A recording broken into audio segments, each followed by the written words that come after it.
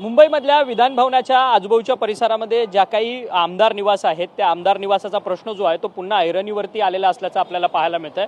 सध्या आपण विस्तारित आमदार निवास परिसरामध्ये आहोत आणि या विस्तारित आमदार निवासाच्या पहिल्या मजल्यावरती राष्ट्रवादी काँग्रेस पक्षाचे ज्येष्ठ नेते असलेले दिलीप वळसे पाटील यांचं खरं तर या ठिकाणी रूम होता आणि त्या रूमची खरं तर डागडुजी होत असताना स्लॅबचा भाग जो आहे तो घरातला तो कोसळलेला आपल्याला पाहायला मिळतोय। जीवितहानी किंवा इतर कोणतीही दुर्घटना जी आहे ती या घटनेमध्ये घडली नाही, परंतु सातत्यानं वारंवार मुंबईमध्ये ज्या काही आमदार निवास आहेत अर्थात आकाशवाणी आमदार निवास आहे आणि विस्तारित आमदार निवास आहे याची दुरावस्था जी आहे ती सातत्याने समोर येताना आपल्याला पाहायला मिळते। आणि या सगळ्या आमदार निवासमध्ये वेगवेगळी कामं जी आहेत ती सध्या होताना आपल्याला पाहायला मिळतात आहे।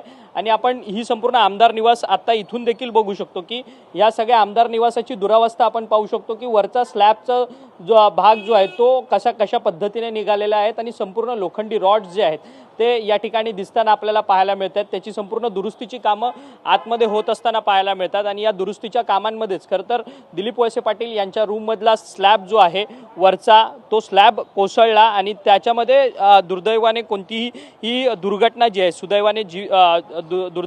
सुदैवाने जीवितहानी जी आहे ती कोणतीही झालेली नाही, परंतु वारंवार अशा घटना ज्या आहेत त्या आमदार निवासमधल्या खोल्यांमध्ये आपल्याला पाहायला मिळतात। काही ठिकाणी आमदार निवास स्थान आहे त्या स्लॅबमधले त्या जे पॅसेजमधले जे काही स्लॅब आहेत ते देखील वारंवार कोसळताना पाहायला मिळालेले होते।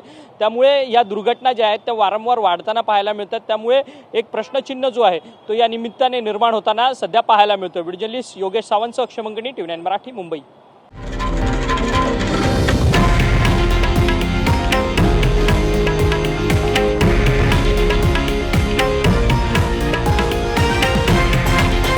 हे आहे देशातील नंबर 1 न्यूज नेटवर्क आणि आपण पाहत आहात TV9 मराठी, एकमेव।